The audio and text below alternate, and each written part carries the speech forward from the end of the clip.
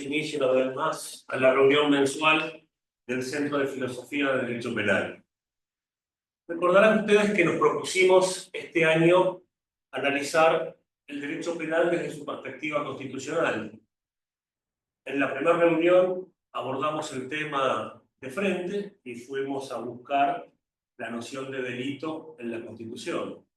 Nos topamos allí con el tema y el problema del denominado principio de legalidad, oscilamos entre los artículos 18 y 19 y fuimos espigando los elementos centrales de una noción del delito que además comparamos con las versiones de la dogmática. Pero el tema era precisamente poner el derecho penal a la luz de los principios generales de derecho que aparecen en la Constitución y ver cuánto de esa influencia estaba presente cotidianamente tanto en el derecho sustantivo como en el derecho procesal.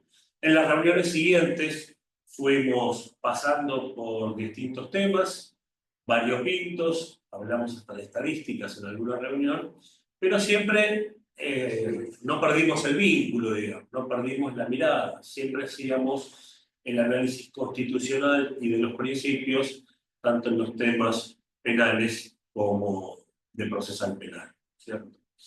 Y ahora volvemos a las cumbres del derecho constitucional, porque como habrán visto, el tema de hoy es precisamente la influencia del sistema interamericano de derechos humanos en el derecho penal local. Tema muy complejo, desde muy distintos puntos de vista, un tema que a pesar que podríamos decir que tiene por lo menos 30 años de vigencia, si nos paramos en la reforma constitucional del 94, sigue generando discusiones, sigue generando problemas, sigue exigiendo la necesidad de hacer toda una serie de precisiones que a veces parecen difíciles de hacer. Los temas son muchísimos. Podríamos, por ejemplo, estamos en el ámbito de un centro de filosofía, poner un matiz al respecto. Si ustedes recuerdan la viejísima discusión de las dos grandes líneas de pensamiento jurídico, podemos, para simplificar, reducirlas al derecho natural y al derecho positivo. El naturalismo y el positivismo. Disputa de muchísimo tiempo, disputa muchas veces malinterpretada, radicalizada, con lo cual los extremos, cualquiera de los dos extremos radicalizados en la discusión, perderían la razón en ese sentido. Pero es cierto que con la aparición de la perspectiva de los derechos humanos, quizás de la mano del denominado neoconstitucionalismo, aparece un intento de nueva mirada.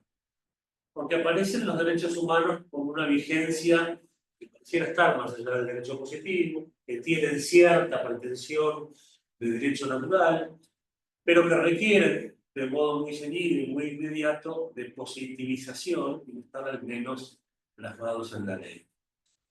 Pero más allá de la discusión filosófica y más allá de la matriz ideológica de la perspectiva de los derechos humanos, lo cierto es que en lo cotidiano el derecho vigente está siendo interpretado a la luz de esta perspectiva.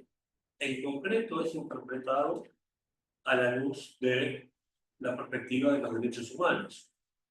La ley local, o sea, hoy no tenemos un positivismo legal, pero sí podemos hablar de cierto positivismo de los jueces, que se han convertido en algo más que intérpretes de la ley, o que son los mediadores entre la ley y los tratados internacionales de rango constitucional obligatorios en nuestro medio, ¿cierto? Ese camino, esa mediación y la conclusión jurídica fruto de esa mediación, muchas veces es conflictivo, compleja, es conflictiva, a veces parece no acertar o no alcanzar el caso como él. Esta es un pequeñísimo bosquejo, a modo de introducción, de parte de los problemas, y me voy para este lado para no meterme de lleno en el tema del expositor, la exposición de hoy, de lo que se va a encargar el doctor Ciro Martí. Me tocaba, con muchísimo gusto, por supuesto, presentar al colega, el flamante doctor Ciro de Martini. Lo conozco, me puse a mirar, a ordenar los antecedentes a los efectos de la presentación, conversé el tema con el codirector del centro, el profesor Félix Lamas, que lamentablemente no pudo acompañarnos. Es un año difícil, tiene a ambos padres enfermos y se está turnando con los hermanos para asistirlos, entonces de repente tiene emergencias y tiene que cambiar la agenda de súbito, por eso no nos puede acompañar hoy. Pero él integró el tribunal de tesis del doctor Giro. Entonces, cambiando ideas con él, me dice, mira, en la defensa de tesis, el doctorando explica su interés y sus orígenes en esta temática. Y convinimos los dos en que esa es la mejor de las presentaciones, la más genuina, así que me voy a correr yo de ese lugar y le cedo la palabra al doctor Ciro de Martí. Bueno, muchísimas gracias. Muchísimas gracias, doctor Sica, también al doctor Lamas, que no puede estar ahí presente. Y bueno, muchas gracias también a todos ustedes por acompañarnos. Yo voy a referirme un poco a cuál es el camino que estuve recorriendo vinculado con el sistema interamericano de derechos humanos o el sistema internacional de derechos humanos, y por qué algunos asuntos me llamaron la atención y sobre los cuales empecé a desarrollar algunas de mis investigaciones.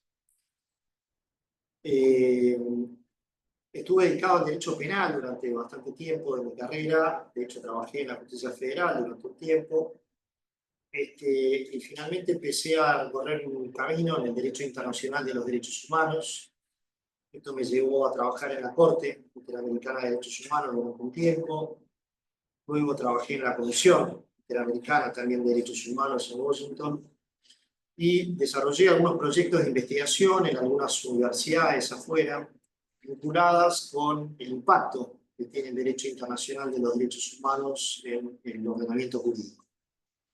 Así fue como trabajé en la Universidad de Bruselas, de Aix-en-Provence y American University. A partir de estas experiencias y instancias de investigación empecé a desarrollar un pensamiento crítico sobre el modo de funcionamiento del sistema interamericano de derechos humanos. Y a esto se complementó una experiencia que tuve durante los 4 años de la presidencia de Macri, donde el ministro era Germán Garabano, y yo ocupé ahí un rol de representante argentino ante los organismos internacionales de derechos humanos, tanto de la OEA como de Naciones Unidas. Así que esto me dio la posibilidad de conocer el sistema interamericano, por un lado, desde adentro, del modo de funcionamiento del sistema, y por otro lado también en el rol de la representación del Estado ante los casos argentinos que son llevados a los tribunales internacionales.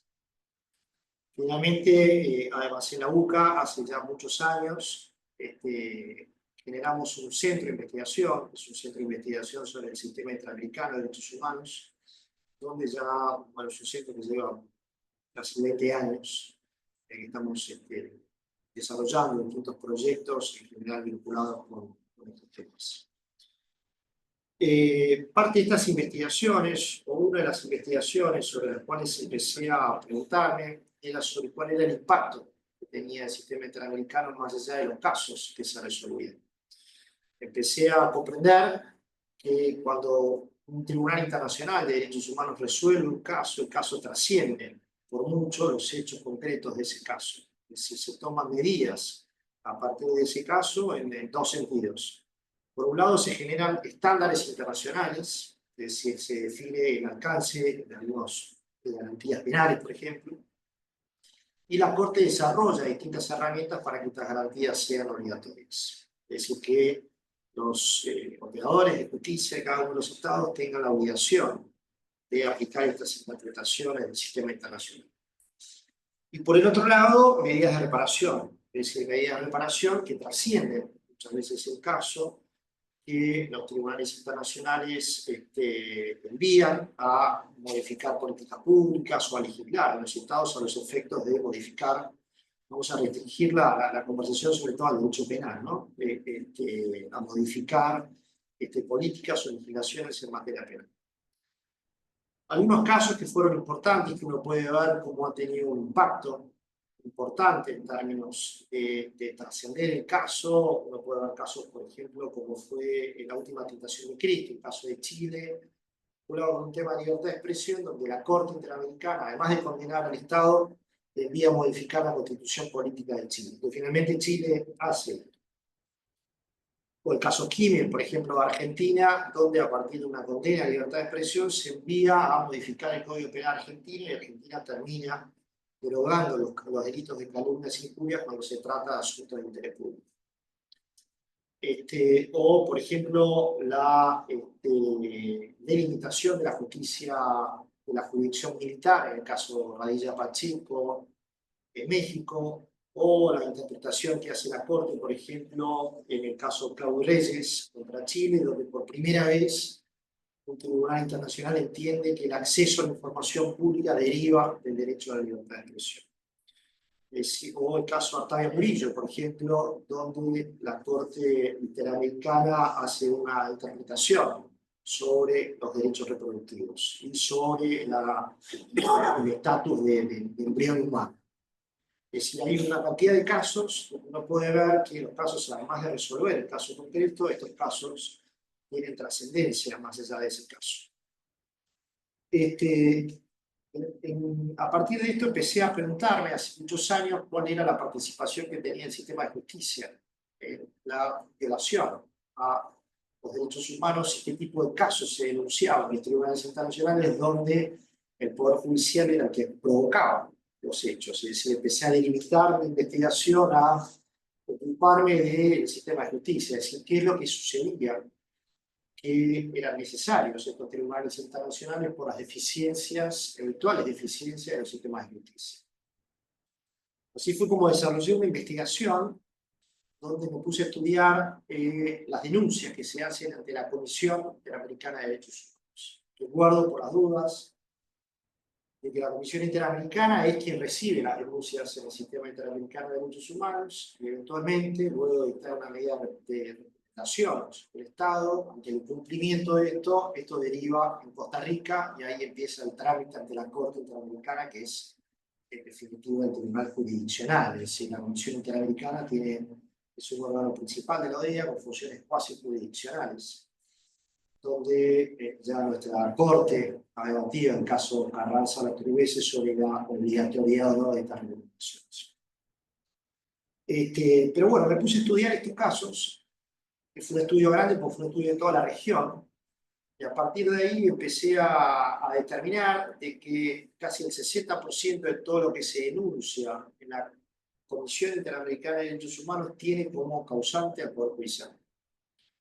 Hay un requisito de admisibilidad para poder ir a un tribunal internacional, que es el previo agotamiento de recursos internos, es decir, un requisito de admisibilidad. Es decir, necesariamente antes de acudir a un tribunal internacional, previamente uno tiene que acudir a los tribunales locales, ¿no? En esto es la piedra fundamental del sistema internacional, es decir, es el principio de subsidiariedad que indica que la protección internacional es subsidiaria, coadyuvante, complementaria en los propios sistemas de justicia. Pero más allá de esto, empecé a determinar que era el propio sistema de justicia, más allá del agotamiento de recursos, el que generaba la violación. Y me encontré con estos números bastante impresionantes, ¿no? Que el 60% de lo que se denuncia, por lejos, era el Poder Judicial el que generaba estas denuncias internacionales. Esto, por supuesto, no quiere decir que sean los hechos más graves que se denuncian en los tribunales internacionales, es decir, los hechos de tortura, desapariciones forzadas, ejecuciones extrajudiciales, evidentemente son hechos en términos de derechos humanos de una eventualmente mayor trascendencia por las violaciones que se producen en cada uno de esos hechos. pero sin embargo el Poder Judicial, en el marco de sus procesos internos, generaba violaciones. Así que generé una clasificación sobre esto, en donde empecé a determinar, en primer lugar, cuando la participación del Poder Judicial era el actor principal de la denuncia, por el contrario, cuando era el actor complementario de la denuncia internacional. Es decir, en cualquier denuncia internacional de derechos humanos, tanto en Naciones Unidas como en el sistema de la OEA, en general hay un hecho que es el principal, y sobre ese hecho principal hay una cantidad de otros derechos que se violentan como consecuencia de ese hecho principal. Voy a poner un ejemplo para clarificar esta diferencia. Un hecho principal cometido por el Poder Judicial lo podemos ver, por ejemplo, en el caso Jenkins, Romero Félix, Argüelles, Bayarri, casos de prisiones preventivas excesivas, por ejemplo. Es decir, es el propio juez el que no controla la legalidad o la arbitrariedad de una detención. O casos de doble instancia también, donde es el propio sistema de justicia el que no hace una revisión amplia de los términos internacionales. Pero por otro lado también hay una participación complementaria, es decir, por ejemplo, los hechos vinculados con las faltas de investigación, casos de tortura, desapariciones forzadas, como es el caso Bueno Alves o el caso Garrido de Gorria, el Torres Villadura, denuncias, son todos casos argentinos estos, ¿no? Es decir, condenas contra Argentina, donde la falta de investigación es generada por el sistema de justicia, pero el hecho principal ha sido una desaparición forzada o una tortura. Es decir, en este caso, la participación es complementaria. Por otro lado, la siguiente división que hago tiene que ver con cuando esta participación del Poder Judicial se debe a dos dimensiones diferentes, es decir, cuando es el propio operador judicial el que comete la violación o cuando es un defecto estructural del sistema de justicia el que genera la violación. Por ejemplo, el plazo razonable puede ser visto de cualquiera de las dos posibilidades. Ahí hay una cantidad de casos que son denunciados porque el juez no resuelve los casos en un tiempo, en los términos internacionales y bajo los elementos que ha determinado el sistema internacional para poder identificar cuándo el plazo es no razonable. Pero por otro lado, evidentemente hay otros casos que tienen que ver con un problema de sistema o de gestión judicial. Es decir, nuestros tribunales están en algunos casos colapsados o hay falta de designación de jueces o de fiscales que hacen que el sistema colapse y que los expedientes duren muchos años. Entonces, a veces el plazo razonable puede deberse a un problema estructural o puede deberse al propio operador judicial que no resuelve los casos.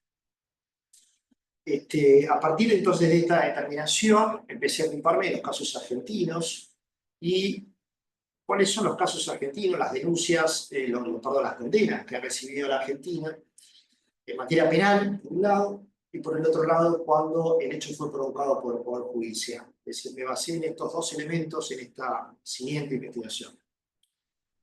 El siguiente tema que empecé a comprobar a los efectos de ver la trascendencia que tienen los casos, más allá de lo que se resuelve en ese caso, fue empezar a estudiar los amicus curiae que se presentan en los tribunales internacionales. Esto me dio una pauta para poder entender de que hay una cantidad importante de casos internacionales donde se presentan muchos amicus y donde hay un interés en términos de algunos sectores de la sociedad civil o de la academia en el modo en el cual debe resolverse ese caso internacional. Y el interés es bajo el entendimiento de que ese caso tiene una trascendencia y que eventualmente ese caso puede ser el que vaya a provocar una nueva política pública, que vaya a provocar una nueva legislación, o el que vaya a provocar que un juez termine resolviendo en un expediente judicial de una determinada manera, por el estándar internacional que se va a resolver. Porque además la Corte, y esto voy a analizar un poquito más adelante, la Corte se ha ocupado a través de distintas herramientas de los efectos erga omnes de sus sentencias, es decir, que sus sentencias no resuelvan los casos concretos, sino que sean obligatorios para todos, por lo menos en modo de interpretar.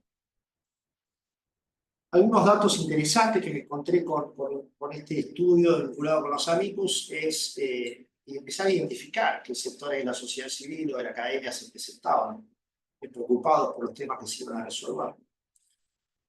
Y un dato interesante que me llamó la atención es que las clínicas jurídicas de las universidades de Estados Unidos, todas las universidades más importantes de Estados Unidos tienen clínicas jurídicas de derechos humanos. Las propias clínicas jurídicas de las universidades de Estados Unidos son muchas veces las que presentan los amicus, a pesar de que es un Estado que no es parte del sistema interamericano, es decir, Estados Unidos no es parte del sistema de la Convención, pero los alumnos de estas universidades se ocupan de presentar amicus porque entienden la trascendencia que va a tener el Tribunal Internacional en la región, es decir, lo que va a resolver el Tribunal Internacional. Por ejemplo, en la opinión consultiva 24, donde se va a definir el alcance del matrimonio igualitario, bueno, hay una preocupación de ciertos sectores de la sociedad del modo en el cual se va a interpretar este tema. Hay algunos casos donde se pueden ver que hay posiciones encontradas, los amicus, es bastante excepcional esto, pero hay unos pocos, sobre todo los casos que tienen que ver más con temas morales o de bioética, donde uno puede encontrar como sectores de la sociedad encontrados en los amicus. Sino en general los amicus son presentados bajo una misma perspectiva. Entonces me puse a ver un poquito las condenas argentinas. Argentina fue condenada en 33 oportunidades por la Corte Interamericana en toda la historia. Ahora van a venir una serie de condenas más. Por lo menos el año que viene, por lo menos Argentina va a recibir 5 condenas más. Pero bueno, lo importante es que al día de hoy, desde el caso de Río Baigorria en el año 98 hasta la causa AMI hace 2 años, a lo largo de esos años, Argentina fue condenada en 33 oportunidades. De estas 33 oportunidades, 23 de estas 33 tratan temas penales. Es decir, por lejos, el Tribunal Internacional, los asuntos que trata son en general temas penales. Más allá que la Corte Interamericana, como saben, no es un tribunal penal, que se ocupa de la responsabilidad penal de las personas, sino que se ocupa de la responsabilidad internacional por la violación de los derechos humanos. Sin embargo, la mayor parte de los temas tienen que ver con asuntos penales. De hecho, Ferrer McGregor, un ex juez de la Corte Interamericana, hizo un estudio sobre esto, donde determinó que más del 70%, el 73% de los casos internacionales tratan temas penales. Así que este es un elemento también importante para poder identificar que el tema penal está muy presente en los tribunales internacionales. Dentro de estas 23 condenas que recibe Argentina, el 20 de estas 23, el tema principal fue el tema penal. Dejo afuera 3 casos en particular, uno que se llama López, que es un caso que tiene que ver con traslado de presos en Argentina, donde la Corte Interamericana determina que se viola el debido proceso de las personas detenidas que son trasladadas de una cárcel a la otra del país, pero el tema principal del caso tenía que ver con el derecho a la protección familiar, es decir, la lejanía de estas personas detenidas sobre su... El caso Fornerón, que seguramente conocen todos también, que tiene que ver con el tema de protección familiar, del mismo modo el caso Brites. Pero bueno, dentro de estos otros 20 casos, lo que hice fue una división temática, analítica de estos casos, dividido en 6 grupos, donde Argentina puede encontrar que tiene casos vinculados con prisión preventiva, con doble instancia, con falta de investigación, con detenciones sin orden judicial, con el principio de legalidad y la libertad de expresión, y con la justicia penal juvenil. Dentro de estos temas, entonces, Argentina fue condenada en los tribunales internacionales, y sobre cada uno de estos temas se han desarrollado estándares internacionales vinculados con cada uno de estos derechos. Pero además la Corte ha desarrollado medidas de reparación sobre cada uno de estos casos. Y en algunos casos ha ordenado la modificación de la legislación penal argentina como consecuencia de estas sentencias. En otros casos ha ordenado que se capacite a los funcionarios de la justicia en base a los estándares desarrollados por la Corte en estos casos. En otros casos ha ordenado que se lleven adelante las investigaciones de los casos sobre los cuales Argentina había sido condenado. Y ahí, entonces, lo que pongo el foco es cuál es la verdadera vocación que tiene la Corte Interamericana cuando resuelve un caso. Ahí se puede comprobar que la Corte Interamericana más allá de resolver un caso concreto, como decía al comienzo, tiene o ha desarrollado un concepto, que en realidad es un concepto desarrollado en el Instituto Max Planck en Alemania, colabora mucho con el sistema internacional, que es la idea de conformar una suerte de bien común latinoamericano, es un derecho común para Latinoamérica, algunos hablan de un bien constitucional común. Es decir, la idea de un derecho común sobre el cual la Corte Interamericana es la principal intérprete de este derecho común. Y este derecho común además debe generar transformaciones en los ordenamientos jurídicos de los estados. Desde mi perspectiva, la Corte desarrolló 3 herramientas para lograr este objetivo.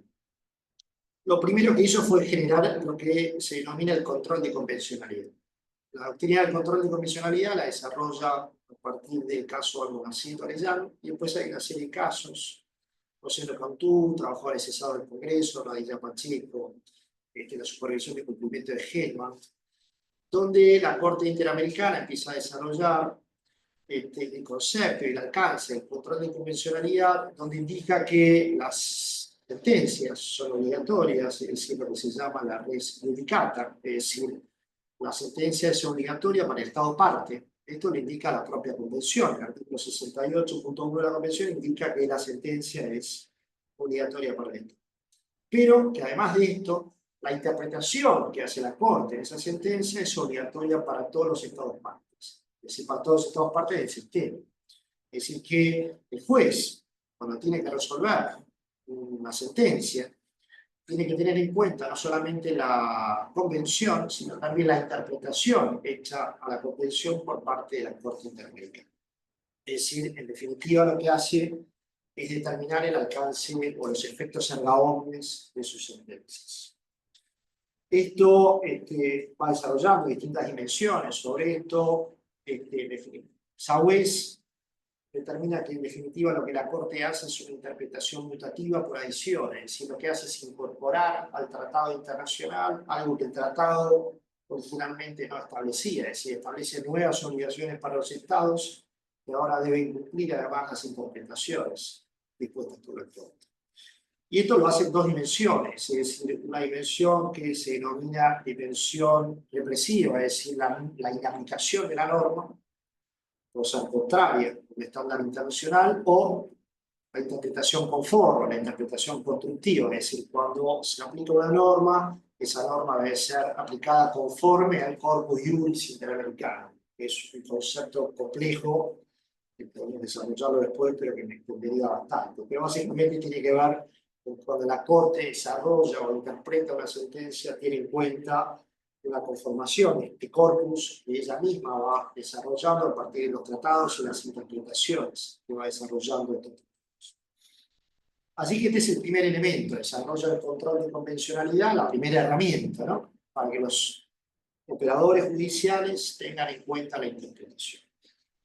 Lo segundo es que ha desarrollado a partir del caso Loaiza Tamayo, que es un caso de Perú, lo que se llama las garantías de no repetición. Es decir, cuando la Corte entiende que el Estado es responsable, dicta una medida de reparación para, ella denomina un concepto que es la restitutum integrum, es decir, la idea de la reparación integral de la víctima del caso concreto. Pero además ha empezado a desarrollar garantías de no repetición, que tienen que ver con garantías para que los hechos no vuelvan a suceder. Entonces, por ejemplo, cuando condena a Argentina, en el caso Mendoza, por la condena a penas perpetuas a menores de edad, además de dictar una serie de medidas de reparación sobre los hechos concretos del caso, también ordena que se modifique la legislación penal argentina para que no se vuelvan a imponer penas perpetuas a menores de edad. O los casos Valle Ambrosio, Boregotía, Álvarez, ordena modificaciones a la legislación de Córdoba, de Mendoza, en la legislación federal, por ejemplo, vinculada con el alcance de la doble instancia. Entonces, la Corte Interamericana, a través de estas garantías de no repetición, empieza a ordenar estas medidas de reparación. El tercer elemento es la supervisión del cumplimiento de las sentencias. Es decir, el Tribunal Europeo de Derechos Humanos tiene lo que se llama el Consejo de Ministros, que es un órgano político que se ocupa de supervisar que los estados efectivamente cumplan con las sentencias internacionales. Esto no sucede en el marco de la OEA. La OEA no hace esta supervisión, sino que es la propia Corte la que se ha atribuido la competencia de supervisar. Entonces no solamente ordena medidas de reparación, no solamente genera estándares internacionales que deben ser obligatorios, sino que además se ocupa de supervisar que efectivamente los estados cumplan con estas medidas. Esto fue cuestionado por el Estado de Panamá en el año 2003. Hay una sentencia en diciembre del 2003, donde ustedes pueden ver ahí cuáles son los criterios que adopta la Corte para entender de que tiene efectivamente la competencia para supervisar el cumplimiento de sus sentencias. Entonces, a partir de estas tres grandes herramientas, el sistema internacional se ha ocupado de que los hechos, los casos y sobre todo los estándares, en este caso estándares en materia penal, trasciendan los casos y generen transformaciones en los ordenamientos jurídicos. Hay una cantidad de ejemplos que uno puede ver donde efectivamente esto está sucediendo, ¿no? Y además hay algunos efectos indirectos de esto que uno puede comprobar también a partir de la jurisprudencia, por ejemplo, de nuestra Corte. Cuando la Corte Suprema Argentina dicta el fallo Casal, vinculado con la doble instancia, vinculado con el recurso de casación, para determinar el alcance del recurso de casación, tiene en cuenta una sentencia de Costa Rica, o por ejemplo el caso Maceo, para dictar la sentencia del caso Maceo, tiene en cuenta la ley o la condena, o las leyes de autoamnistía, el caso Barrios Altos de Perú. Entonces también hay una consideración de sentencias internacionales y interamericanas cuando nuestra propia Corte ha tenido que resolver algunos procesos. Así que esto ha tenido... Yo no estoy tratando de... Sí, perfecto, seguir tranquilo. Puedes seguir tranquilo. Esto tuvo alguna reacción por parte de los estados, reacciones políticas, reacciones jurídicas. Algunos estados han hecho algunas manifestaciones sobre el sistema internacional. Hay una carta, es una carta que se presenta en abril de 2018. Argentina, Brasil, Paraguay, Uruguay y Chile presentan una carta donde le hacen saber a la Corte Interamericana y a la Comisión su preocupación por el avance de esta perspectiva transformadora del sistema internacional y ponen de manifiesto la necesidad del cumplimiento del principio de subsidiariedad y sobre todo el margen de apreciación nacional, el desarrollo sobre todo del Tribunal Europeo, donde el Tribunal Internacional, cuando va a condenar a un Estado, tiene que tener un cierto margen de apreciación de qué modo se han tomado las decisiones respecto de ese caso en el ordenamiento interno, y además que lo que va a resolver es un cierto o no consenso regional sobre lo que va a resolver. Hay temas que es claro que en un hecho de tortura, por ejemplo, hay un consenso sobre la condena de un hecho de tortura. Pero hay otros temas que pueden ser bastante más discutibles, o puede haber posturas más encontradas. Entonces, los tribunales internacionales deberían tener un margen de apreciación. Esto lo ha desarrollado bastante el Tribunal Europeo. El sistema interamericano son bastante limitados los casos donde uno puede ver que el Tribunal Europeo tuvo un margen de apreciación. Algunos estados se retiraron del sistema, Trinidad y Tobago, Venezuela y Nicaragua se retiraron del sistema interamericano, con lo cual ahí uno se puede ver algunas reacciones políticas de los estados. Y después algunas reacciones jurídicas que se pueden ver, por ejemplo, en el caso Gelman de Uruguay, vinculado con la propia Corte de Uruguay, que desconoce la sentencia internacional vinculada con las amnistías en Uruguay, o el caso Gómez Lund en Brasil, donde pasa algo similar también con las leyes de amnistía, o en Argentina el caso Fontevecchia, ¿no? Que todos seguramente conocen, donde nuestra Corte le dice a la Corte Interamericana que su sentencia había excedido las facultades remediales de la Corte, porque esto violentaba el orden público argentino.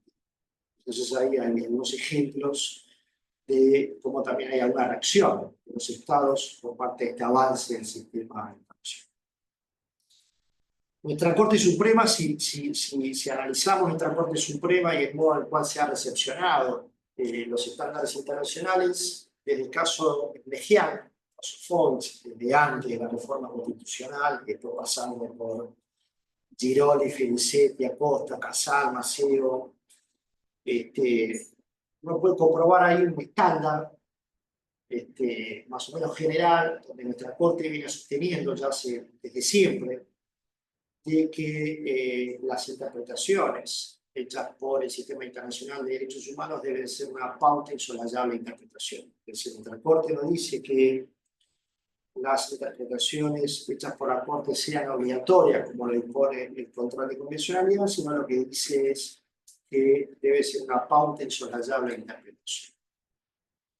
Así que me empecé a preguntar a partir de este estándar cuál había sido el efecto que habían tenido todas estas sentencias, estas 20 sentencias sobre nuestra Corte. Es decir, nuestra Corte, cuando había tenido que resolver un caso análogo, jurado con doble instancia, con la justicia de menores, con las deficiencias en materia de la defensa, con prisión preventiva. Si en alguno de estos casos nuestra Corte había tenido alguna consideración especial, porque ya habíamos sido condenados por un tribunal internacional por un hecho similar. Así que me puse a estudiar la jurisprudencia de nuestra Corte a la luz de estos casos. Y a partir de esto empecé a determinar y desarrollé un concepto que es el del efecto indirecto de la sentencia internacional. Y empecé a determinar o empecé a comprobar de que efectivamente son bastante limitados o casi nulas las veces sobre las cuales nuestra Corte Suprema ha tenido una consideración diferenciada sobre una sentencia que tuvo que dictar porque había ya una condena contra el Estado argentino sobre este tema. Hay 3 sentencias donde Argentina efectivamente cumple la sentencia internacional y donde nuestra Corte se tuvo que expedir. Estas son la sentencia Espósito para el cumplimiento de la condena Ambulacio, la sentencia René Derecho para el cumplimiento de la sentencia internacional del caso de Bueno Alves, y la sentencia en el caso Escalante para el cumplimiento de la sentencia internacional del caso Mendoza. En estas 3 oportunidades, nuestra Corte dice que debe cumplirse la sentencia internacional. Con algo bastante llamativo, sobre todo en los primeros 2 casos, que tienen que ver con prescripciones. En un caso se está evaluando la prescripción del caso Espósito, en el otro caso la causa ya estaba prescrita, inclusive la propia Corte Suprema ya se había expedido sobre esa prescripción, pero nuestra Corte dice que deben cumplirse la sentencia internacional que había dispuesto que había que investigar los hechos. Se trataba, en el caso Bulacio, supongo que todos conocen, el caso Bulacio, un menor que fue detenido en el marco de un recital, que después fue llevado a la comisaría y muere unos días después, y no se había investigado esos hechos, o en el caso Bueno Alves, vinculado con un hecho de tortura. La Corte Interamericana había dicho que eran inoponibles el instituto de la prescripción a los efectos de investigar los hechos. Con lo cual, en el voto de Fight, uno puede ver que se desarrolla algo bastante interesante en el caso Espósito, y después en el voto de Fight junto con Argibay, en René Derecho, donde determinan de que la Corte Interamericana, en definitiva, estaba creando una nueva categoría de delitos imprescriptibles para la Argentina. Es decir, ya no se trataba de la imprescriptibilidad de delitos de lesa humanidad, sino que eran delitos comunes, donde la Corte Interamericana obligaba a llevar adelante esas investigaciones que ya el ordenamiento jurídico había declarado prescritas. Con lo cual se produce una paradoja, y la propia Corte dice esto, en que a los efectos de cumplir una sentencia internacional violamos los derechos de la persona que está imputada en el proceso. Y bueno, más allá de esto, efectivamente se llevaron adelante estas investigaciones, y esto es lo que termina declarando la Corte Suprema con estos votos en disidencia, ¿no? Es decir, el propio Fight es el que termina diciendo lo que la Corte Suprema después en Fontevecchia termina afirmando, que es que una sentencia internacional no puede violentar el orden público nacional, es decir, el artículo 27 de la Constitución Nacional no puede ser violentado por una sentencia internacional. En este caso se están violando los derechos de defensa de las personas imputadas. En el caso Bayar se produce algo interesante, porque es un caso de tortura también, donde la Corte también le ordena a la Argentina investigar los hechos, y tiene que investigar al comisario Sánchez. El caso Bayar, que había sido su caso que fue conocido, que tiene que ver con el secuestro de Macri y de una banda de secuestradores, pero que luego que es detenido, bueno, sufre una serie de torturas y denuncia esto en un tribunal internacional. Pero Sánchez también hace una denuncia internacional que está en trámite actualmente en la Comisión Interamericana, actualmente hace 14 años que está en trámite en la Comisión Interamericana, donde dice que se viola su plazo razonable, es decir, que se viola el plazo razonable en su proceso a nivel interno, porque hace 14 años que lo están investigando por los hechos de tortura de Sánchez, de Bayar. Es decir, acá se produce algo que va a ser interesante, que en algún momento va a tener que resolver el Tribunal Internacional, porque el propio imputado denuncia aquello otro que se había dicho o había ya puesto en manifiesto Fight, estas otras sentencias. Y después, por último, el caso Escalante, que es un caso de Corrientes, donde estaba en juego la apertura de un recurso de revisión, pero en el caso Mendoza, cuando condenan a la Argentina por pena de muerte, por pena de muerte, por cadena perpetua a menores de edad, le dicen a Argentina que además debe habilitar los recursos de revisión de todas aquellas personas que fueron ya condenadas siendo menores de edad por cadena perpetua. Y esto es lo que sucede en Escalante. Entonces la Corte Argentina termina diciéndole al Tribunal Superior de Corrientes de que debe habilitar el recurso de revisión a los efectos de determinar si la sentencia Mendoza debe o no ser cumplida. Esto tiene que ver con el cumplimiento concreto. Pero después, si analizamos la jurisprudencia argentina y si vemos de qué modo tuvo en cuenta la Argentina, la Corte Suprema Argentina, que Argentina fue condenada una cantidad de veces en un tribunal internacional en materia penal, cuando tenía que resolver casos análogos. En general, no ha hecho una diferenciación por tratarse de un caso argentino. Hay un montón de condenas, hay un montón de sentencias, perdón, de nuestra Corte Suprema, donde bajo esta guía de interpretación, bajo esta pauta insolayable de interpretación, cuando se dicta un fallo, tienen en cuenta estándares internacionales, sentencias internacionales, pero sin diferenciar de que Argentina ya fue condenada, es decir, sin diferenciar de que hay un caso argentino sobre ese tema. Salvo en 3 oportunidades, por lo menos en el estudio que desarrollé, puedo comprobar que hay únicamente 3 veces donde la Corte Suprema Argentina tiene esta pauta diferenciada. Estos son 2 casos de menores, el caso ACJ, el caso NGJ, en un caso vinculado con la necesidad de la revisión periódica de la atención del menor, y donde la Corte Suprema Argentina dice que debe tenerse en cuenta que Argentina ya fue condenada en el caso Mendoza, entonces debe resolver de ese modo. En este otro caso de menores, NGJ vinculada con Bulacio, de la Corte dice que de no resolver de ese modo estaría incumpliendo con el caso Bulacio.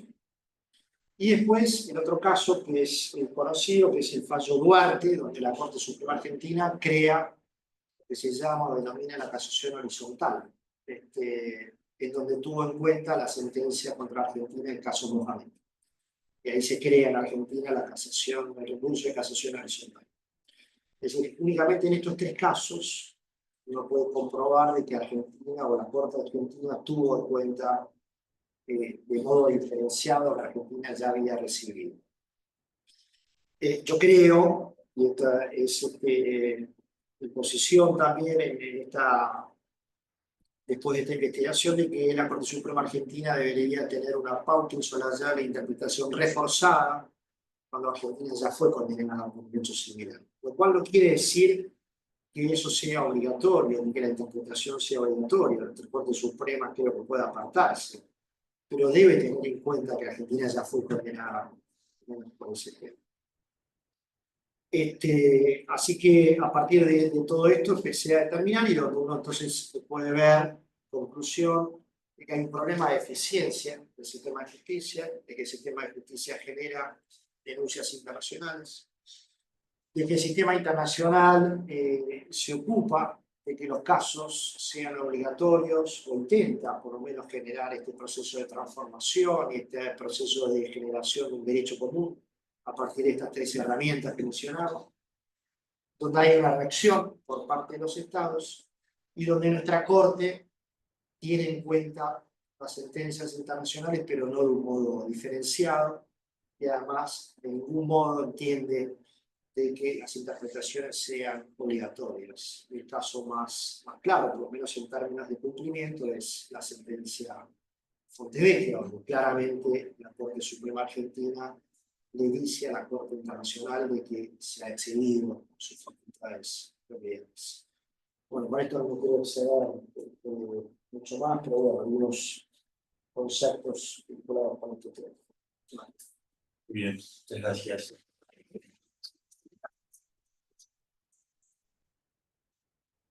Ahora, seguramente con las preguntas y los comentarios podremos ahondar en el tema y aprovechar y sacarle el punto al especialista que maneja también este tema. ¿Alguno quiere empezar antes de arranque yo? No, yo lo único que pensaba, en base a todo este avance que hubo en el sistema interamericano, y en particular también sobre los ordenamientos jurídicos y el impacto que tienen por ahí las sentencias de la Corte Interamericana, ¿cómo queda parada por ahí la soberanía nacional del Estado? Si ellos mismos se encargan en parte de revisar el cumplimiento también, la convencionalidad, cómo este avance impacta sobre la soberanía nacional y si de cierto modo por ahí no se ve afectada. Sí. Bueno, yo creo que sobre ese tema lo puedo considerar desde dos lugares distintos. En primer lugar, hay un hecho que es importante, que es el propio Estado, que toma la decisión de formar parte del sistema internacional. Es decir, el Estado argentino en septiembre del año 84 firma la Convención Americana de Derechos Humanos, además se somete a la competencia contenciosa de la Corte por un documento especial, y además incorpora los tratados internacionales con jerarquía constitucional, es decir, el bloque de constitucionalidad incorpora estos tratados internacionales. Entonces, en términos de soberanía, es el propio Estado el que soberanamente toma la decisión de formar parte del sistema. Esto primero, ¿no? Ahora, lo que sí sucede, me parece que va por ahí tu consulta, es que hay un avance del sistema internacional más allá de lo que los propios estados se comprometieron cuando suscribieron ese tratado. Es decir, hay un debate sobre la idea o el alcance de lo que se llama el pacta sunt servanda, es decir, ¿qué es lo que el Estado se comprometió? El Estado se comprometió a cumplir la sentencia en la cual el Estado es parte de esa sentencia. Es decir, la Convención Americana determina que el Estado está obligado a cumplir la sentencia internacional, con la salvedad de Fontevecchia, en el caso argentino, donde dice estamos obligados, salvo que la sentencia violente nuestro orden público, ¿no? ¿Por qué? Porque la Constitución Nacional es la ley suprema en Argentina.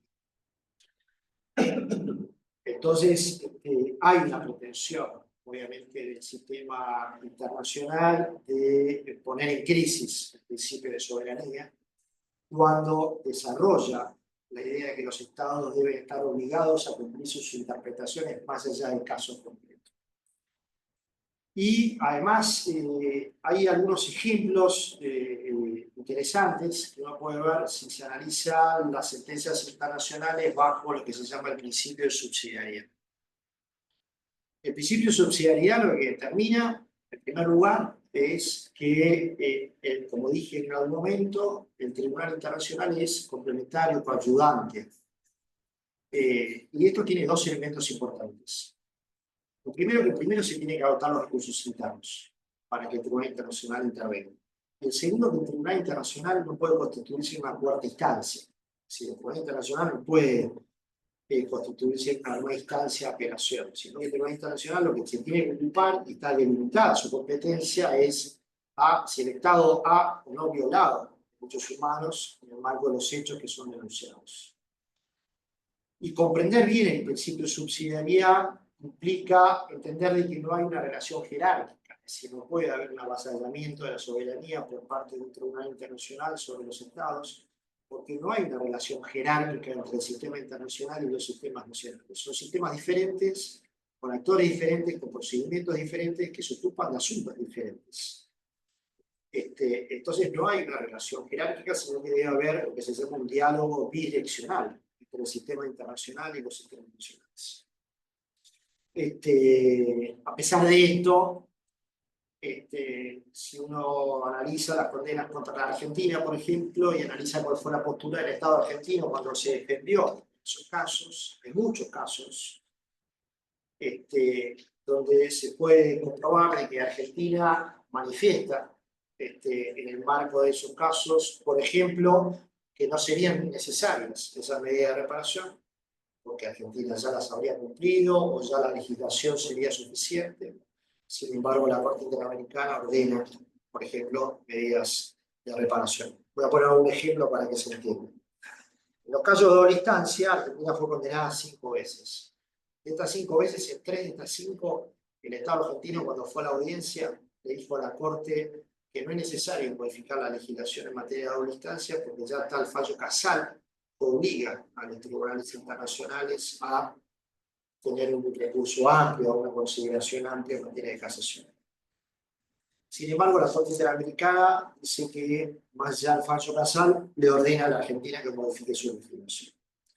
Más allá que en Argentina no rige el sistema de precedente en términos formales, es claro, de Cerámica San Lorenzo en adelante, de que los fallos de la Corte Suprema Argentina deben ser seguidos por los tribunales inferiores, que si no se siguen los criterios de los fallos argentinos, con nuevos argumentos o argumentos novedosos. Es decir, uno puede apartarse del fallo de la Corte Argentina, pero tiene que tener nuevos argumentos para poder apartarse. Si no, esa sentencia puede ser pasible de ser catalogada como arbitraria por parte de nuestra Corte. Sin embargo, la Corte Interamericana no tiene en cuenta esto y dicta una medida de reparación igual. Pasó lo mismo en el caso de Mendoza con el fallo Maldonado.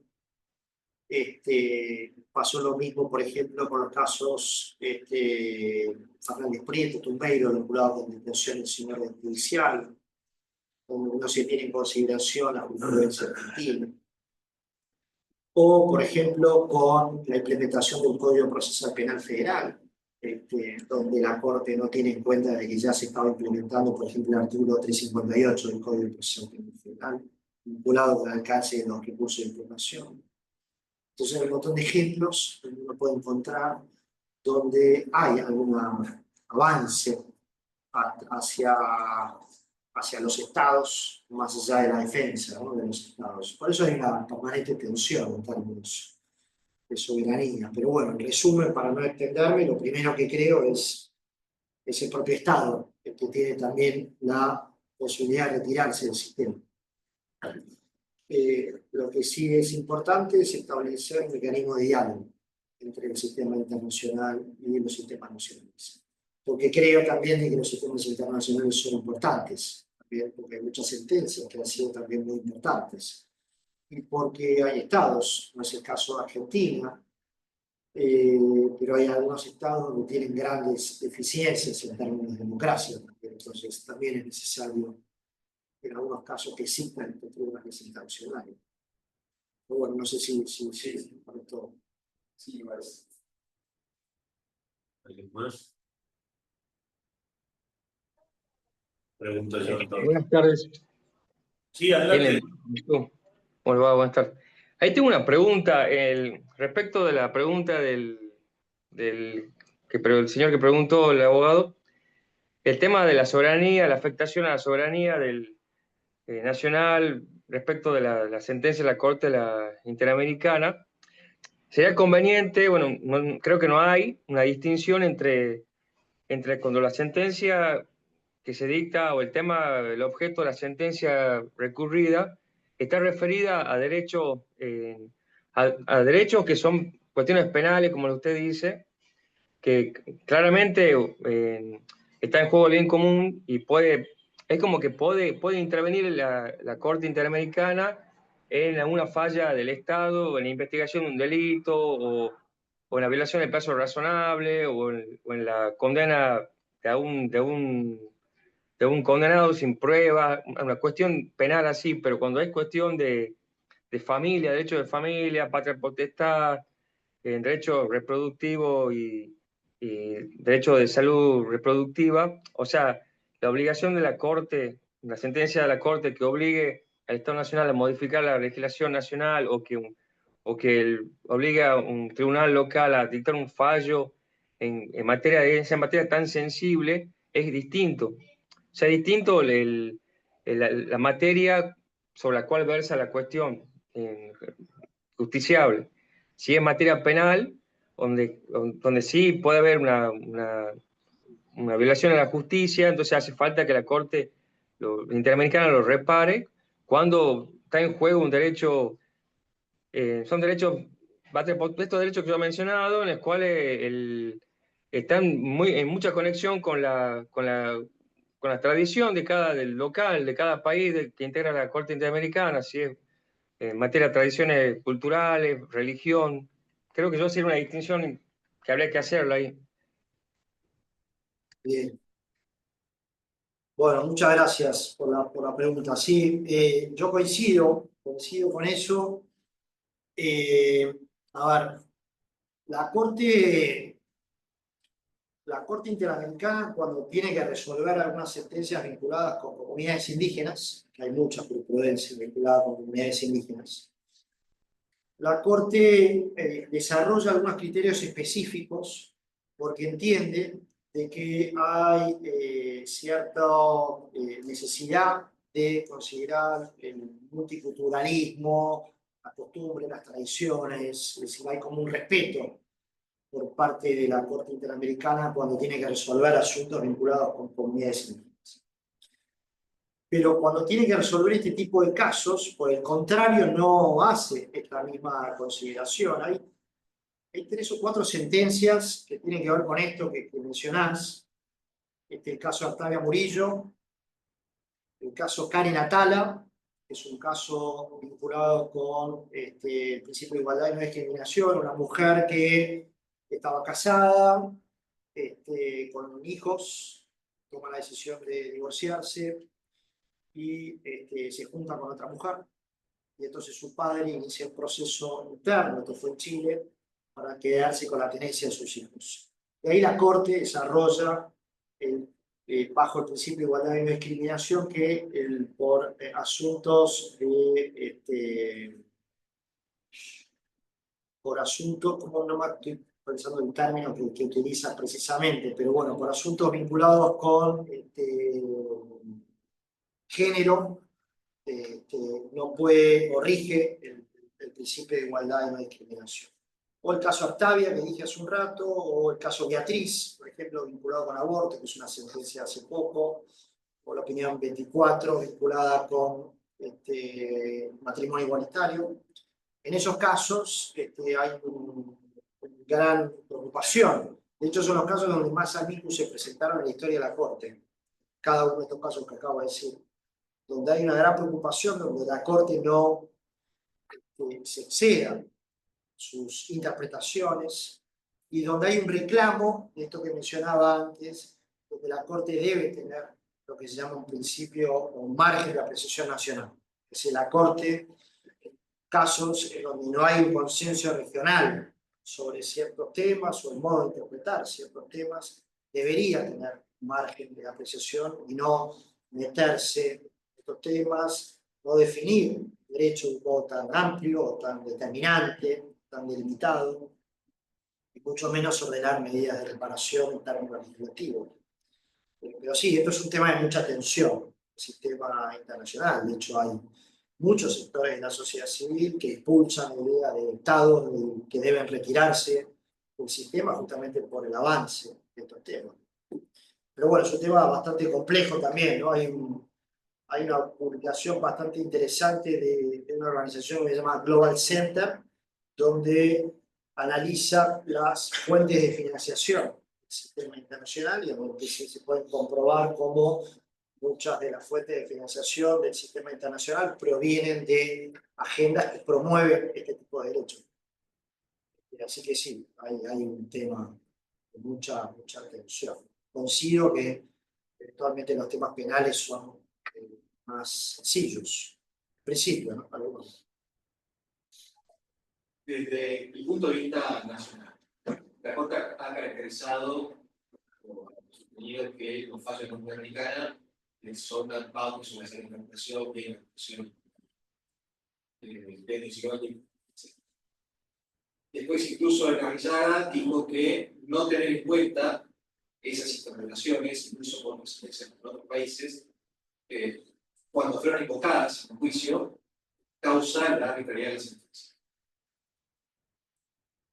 Parece más bien una suerte de recaudo de fundamentación de las sentencias nacionales y deja abierta la puerta a decir el fallo o la interpretación de la Corte Interamericana es incorrecta por X motivos. Y no. La primera pregunta es si te parece que eso a vos satisface la doctrina del control de convencionalidad. La Interamericana me parece que no, distinto.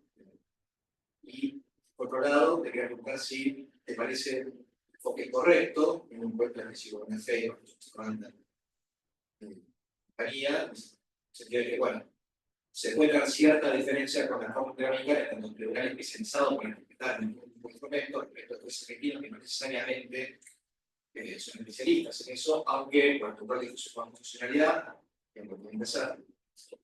Y por último, te quería preguntar si existe algo similar en otros países, partes de todas partes de la Constitución Americana, excepto la Corte, de seguimiento laxo de la jurisprudencia de la Unión Europea. Bien. Tenía que haber anotado con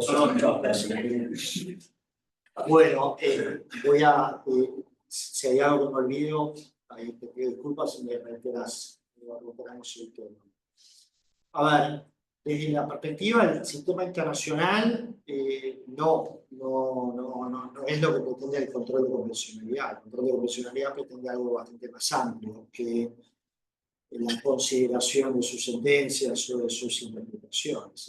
El sistema, sobre todo a partir de la supervisión del caso Gelman, lo que se pretende es que lo que se llama la res interpretata sea obligatoria. Es decir, la aplicación conforme, que decía antes. Ahora, la Corte Suprema, esto que mencionabas Arriaga, bueno, lo dice por primera vez en el caso Maceo, que es la primera vez que utiliza el control de convencionalidad. Yo creo que no hay que diferenciar, a veces es un problema, y sobre todo en un estado como Argentina, que no es México o Colombia, donde Argentina tiene un control de constitucionalidad difuso. Es decir, no hay que diferenciar el control de constitucionalidad y el de convencionalidad, se tratan de lo mismo, es decir, no son cosas diferentes. Cuando el juez debe aplicar, así como debe tener en cuenta el control de constitucionalidad, el control de convencionalidad forma parte de este control de constitucionalidad. Y esto, desde mi perspectiva, lo que significa es la interpretación que se ha hecho sobre las condiciones de su vigencia. Es decir, hay una doble interpretación sobre esto, lo que algunos llaman como la interpretación original o fiel, que es la de Rosati, donde dice que las condiciones de su vigencia tienen que ver con el modo en el cual fueron incorporados estos tratados internacionales, es decir, con sus cláusulas interpretativas y sus reservas. Esto tenía que ver con la incorporación de la Convención, sobre todo la incorporación de la Convención de los Derechos del Niño, ¿no? Y la interpretación que había hecho Argentina sobre eso. Pero después, a lo largo de la jurisprudencia argentina, lo que puede darse es que cada vez que considera una sentencia internacional, entiende que las condiciones de su vigencia tienen que ver con la consideración de las interpretaciones hechas por los tribunales internacionales. Entonces, cuando en una causa se invoca un precedente internacional, la Corte Argentina lo mencionaba, en realidad es la Corte Argentina que ya no es la Corte Argentina ahora, ¿no? La Corte Argentina ahora diría algo totalmente distinto. Sin duda la postura de Rosenblatt, Lorenzetti sería diferente.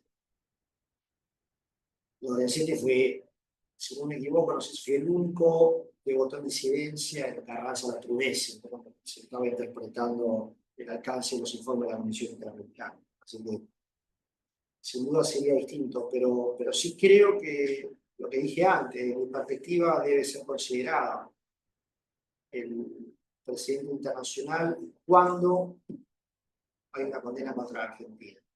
Si no es una condena contra Argentina, creo que puede ser utilizado como una doctrina calificada, puede ser utilizada como considerar a la Corte Interamericana como la intérprete auténtica del tratado internacional, pero eso no significa que esa interpretación sea obligatoria.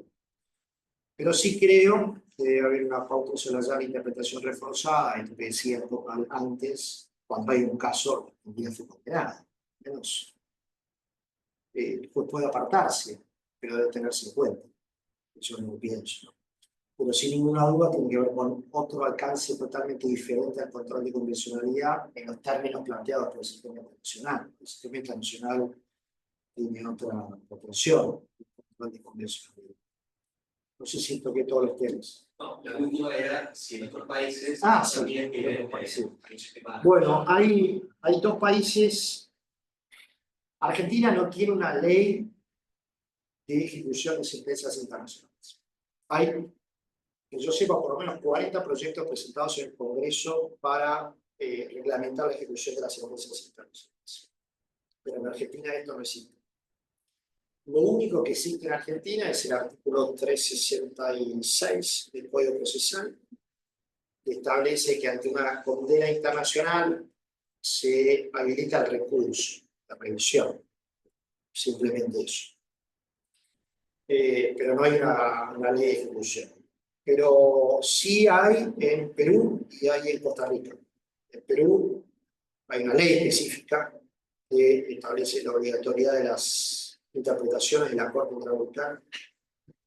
Y en Costa Rica hay una sentencia del Tribunal de la Corte Suprema de Costa Rica donde establece la obligatoriedad de la consideración de las interpretaciones de las sentencias internacionales. Pero después no, respecto a los estados, México tiene alguna sentencia, pero no con este alcance. Colombia tiene una reglamentación vinculada sobre todo con la ejecución de las reparaciones en materia de indemnización, pero no, simplemente estos dos casos. Después, en términos cuantitativos, si uno ve el cumplimiento de las sentencias internacionales, es bajísimo. O sea, en realidad, el problema no tiene tanto que ver con el cumplimiento de las sentencias, sino con la trascendencia de la interpretación de la sentencia. O sea, la mayor parte de las sentencias internacionales falta cumplir. En Argentina, la mayor parte de las condenas internacionales falta cumplir. Todavía estamos viviendo casos de la década de 90. Posiblemente los vamos a ver siempre, porque, por ejemplo, en el caso de Blasio, se ordena que se reforme en todo el país la detención de menores. Bueno, la Corte sigue supervisando de que en la provincia de Formosa se reforme eso, cuando es un hecho que sucedió en la ciudad de Buenos Aires y ya se lograron los procedimientos de raza. Pero estos ejemplos. Por eso los integrantes de la Corte son bastante enfáticos en desarrollar la idea del impacto internacional, y no del cumplimiento, sino poner el foco no en la cantidad de casos que se cumplen, sino en el impacto que tienen los casos. ¿Está bien? Bueno, desarrollé un tramo que es el siguiente. Sí. Es claro los efectos carga omnes y en todos los ámbitos que tiene una resolución de la Corte. Ahora, si de alguna manera no incide de modo puntual en el caso concreto, el derecho humano en causa por el que llegó a la Corte sigue afectado. Digamos, cambio el entorno, pero si no afecta de modo directo el motivo por el que terminó la Corte Interamericana y motivó una resolución, ese derecho humano sigue afectado. A veces se puede, a veces no, pero digo, porque, por ejemplo, no se cumpla la medida de reparación. por ejemplo. Sí. O porque quede una medida de reparación económica y no en el caso de la perpetua de los menores. Sí. Tengo que tomar la decisión concreta de dar de baja todas las sentencias de menores con perpetua, o implementar un sistema. Tengo que implementar un sistema donde, en base, porque vamos a poner esa implementación. Lo primero que creo es que la Corte, el Estado es el que tiene que tomar la decisión. Es decir, la Corte Interamericana no puede Porque tiene violentar las ejecutoriedad cosas directa públicas. de las claro. No se puede violentar las cosas públicas. En todo caso, es el propio Estado el que tiene que modificar las cosas públicas. Eso lo primero, porque creo que esto es el principio subsidiario. Lo que sí sucede, por ejemplo, en estos casos, es que cuando hay problemas estructurales, por ejemplo, la Corte lo que hace es, bueno, modifique la legislación y además habilite esa recurso de revisión. Entonces, caso a caso, hay que analizar eso. Si yo estuviese condenado siendo menor a la edad perpetua, iría a partir de un recurso de revisión en base a la sentencia de Mendoza para que revisen mi condena y me pongan una pena temporal. Eso podría estar habilitado perfectamente. Pero me parece que lo más importante es el principio de subsidiariedad. En todas las decisiones las tiene que tomar el Estado. Es decir, la Corte Interamericana no tiene facultades para legislar. No es un tribunal que tiene que resolver un caso. Tiene que legislar en la región. En todo caso, puede tomar medidas para que después sea el propio Congreso que tome la decisión de legislarlo a los efectos de resolver el problema estructural, ¿no? En realidad, una situación. ¿Sí? El problema. En caso razonable. Sí, en caso razonable, Deficiencia del la mercado. distancia, los problemas de las cárceles en Argentina, es decir, un montón de problemas estructurales que debe resolver el Estado. Tengo otra, no sé si alguien quiere preguntar. Paro yo entonces por ahora. Más allá de los casos de condena a la Argentina, ¿la Corte Interamericana tiene una doctrina estable basada en precedentes? No, Y te iba a preguntar si había habido cambios en los precedentes y cuál era la motivación. no. Porque tiene la pretensión de oficiar o de precedente obligatorio, pero no tiene una doctrina estable. No. De hecho, hay trabajos sobre eso bastante interesantes que analiza la concurrencia interamericana bajo la dimensión del precedente. Y lo que se analiza en relación al precedente es la dimensión vertical del precedente y la dimensión horizontal. Es decir, por un lado, en términos de horizontal, de que no hay, la Corte Interamericana no sigue el precedente de otros tribunales internacionales. Sí, sobre todo los primeros 20 años de la jurisprudencia de la Corte, cada vez que la Corte dictaba una sentencia, por lo menos habían en cada uno de los estándares citas del Tribunal Europeo. Sigue haciéndolo. En ese momento, sobre todo, tomaba su decisión considerando el Tribunal Europeo, es decir, en todo términos que sea horizontal. Como si siguiera una línea de precedente. Pero respecto de acá no, porque aparte un problema que tiene el PARA, tiene muchos temas. Pero uno de los temas es que la Corte va modificando su composición. Claro. Cada 6 años, salvo que se ha renovado su mandato, ¿no? Pero cada 6 años vence el mandato de la Corte Interamericana, a diferencia de lo que sucede en la Corte Nacional. Entonces, cuando se modifican los jueces, los nuevos jueces vienen con nuevos criterios. Entonces, muchas veces terminan modificando sus propios precedentes, sobre todo por la composición del nuevo tribunal. Hay algunos temas donde algunos jueces han planteado disidencias y donde esos temas después pasan a ser recorridos. Sobre todo disidencias planteadas por Biodrossi o planteadas por los temas vinculados con la justiciabilidad y los derechos económicos, sociales y culturales, el tema de Blasio, por ejemplo, que dice que son imprescriptibles o que son inoponibles el Instituto de la Prescripción para la investigación de violaciones de los derechos humanos. Después la Corte no lo vuelve a decir, se lo vuelve a seguir. Pero no, es imposible determinar en la jurisprudencia de la Corte a veces lo que es un óbito o un Hollywood, mezcla de cosas ahí que estándares y derechos y pruebas, pues, es imposible analizar en términos de precedente de una sentencia internacional. Eso no sé. Mencionaste el tema de Ignacio, el tema de la prescripción. En una decisión de esas características, ¿no puede haber una colisión con el principio de legalidad, que a la larga también sería materia de esta revisión de la Corte Internacional? Sin duda, Sí, se liberara, por supuesto. sin duda, que es lo que hablamos de Fine.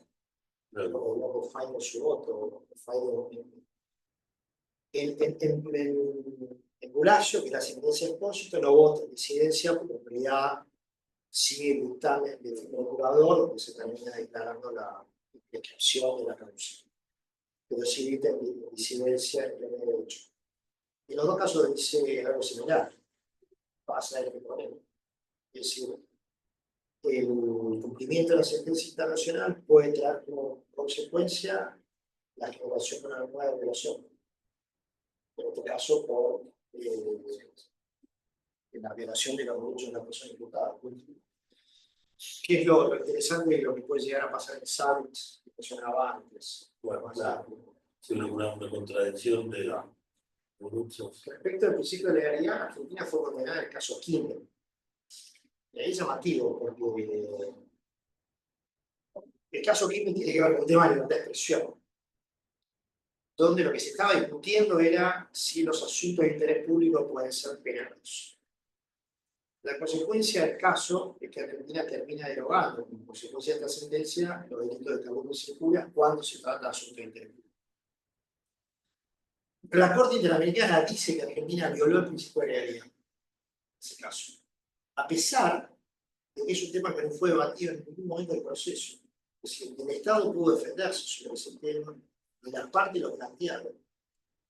Pero la Corte tiene un principio, que es el principio de libre no discurio, donde dice, más allá de que los temas no hayan sido debatidos, tratados, yo puedo crear, o puedo Después conocen derecho crear, aplicable, entonces puedo determinar la violación de los derechos. Pero bueno, con 3 párrafos, la Corte termina diciendo, en base a este principio, Argentina había violado el principio de legalidad, porque la ley era ambigua, porque el Estado ya había dicho que la ley era ambigua, pero el Estado se refería a la ambigüedad respecto de los asuntos de interés público. Pero la Corte no hace ningún desarrollo en su sentencia de por qué el Código Penal argentino violaba el principio de legalidad. Sin embargo, lo dice. No tiene que ver con la pregunta, pero en torno a el principio de legalidad, para poner otro ejemplo, sí. digo que a veces existe problema en términos de subsidiariedad, ¿no? Es decir, no hay ningún desarrollo porque el tipo penal en Argentina violaba el principio de legalidad, sin embargo, se termina derogando. Y el otro problema que por ahí se puede suscitar, y genera una especie de espiral difícil de parar, es cuando se motiva un cambio legislativo. Y el cambio legislativo se lleva a cabo y alguien sale a enfocar la aplicación de la ley Morcillo. Para atrás o por adelante. Exacto. Y si esa aplicación no se da, otra vez terminamos llegando a la Corte por motivos diversos y entramos en un círculo. Total, sí. De hecho, la causa aquí en el que estábamos hablando recién, que se termina anulando la sentencia, no se anula por la sentencia internacional, se anula por la misma ley. Es decir, a partir de la derogación de la Cámara, la casación termina anulando la sentencia y no se anula la ley. Claro. Es difícil. Muy difícil, pero bueno, lo que creo que es importante es desde la perspectiva penal, ¿no? Que es un poco la Sí. tema que convoca a la reunión y al centro, ¿no? Que es siempre la filosofía penal, es desde mi perspectiva la cada vez más importancia y relevancia que están teniendo los tribunales internacionales, porque hay una cierta perspectiva, muchas veces confusión, con muchos jueces y fiscales que terminan invocando en una perspectiva obligatoria, sentencias internacionales o estándares, y se empieza a generar toda una cierta confusión.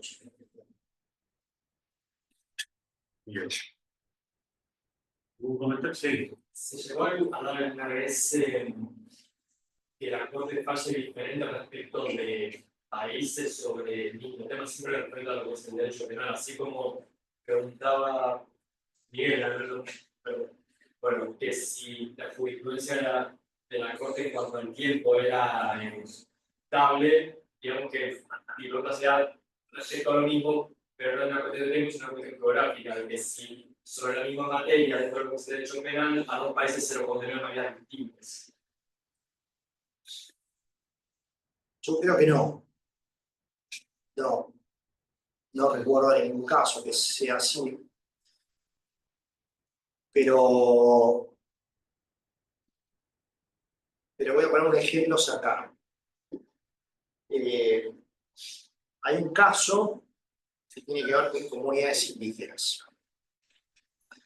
donde en este caso es un caso de Surinam.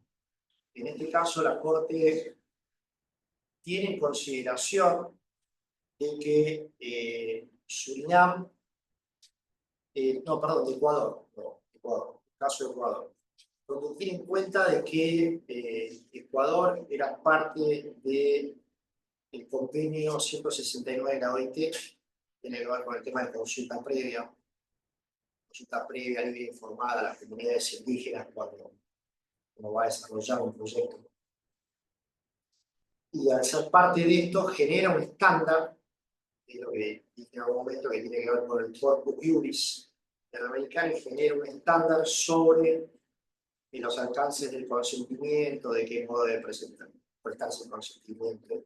Un Estado era parte de ese convenio, que no es un convenio que forma parte del sistema de la OEA, es un convenio de la OIT. Entonces genera el estándar. Pero después, en una situación similar, respecto de Surinam, que es una fusión de Ecuador, termina aplicando el mismo estándar hacia el Corpus Juris, por lo que determinaba en realidad la interpretación de un relator sobre este convenio de la OIT, donde Surinam no era parte, no es parte del convenio de la OIT, ¿se entiende? O sea, termina aplicando el derecho sobre un Estado que en realidad no era parte del tratado sobre el cual era parte del otro Estado. Entonces, a veces la Corte termina generando, por eso hay una confusión respecto al alcance de los estándares.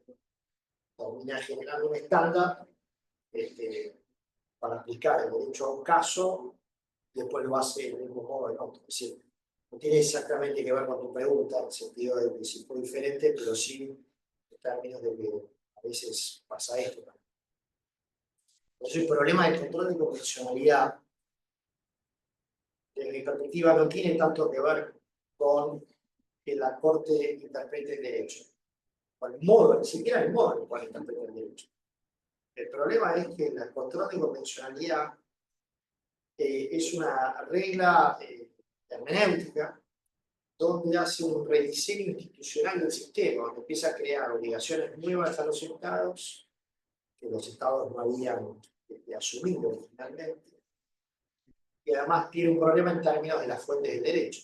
Es decir, tiene este segundo problema. En definitiva, se incorpora a los estándares internacionales como una fuente obligatoria de derecho. ¿Se entiende? Casi equiparado al tratado o a la actitud. Bueno, pues. Bueno, cerramos acá. Si no hay más preguntas, cerramos. Cerramos. Gregorio aplaude.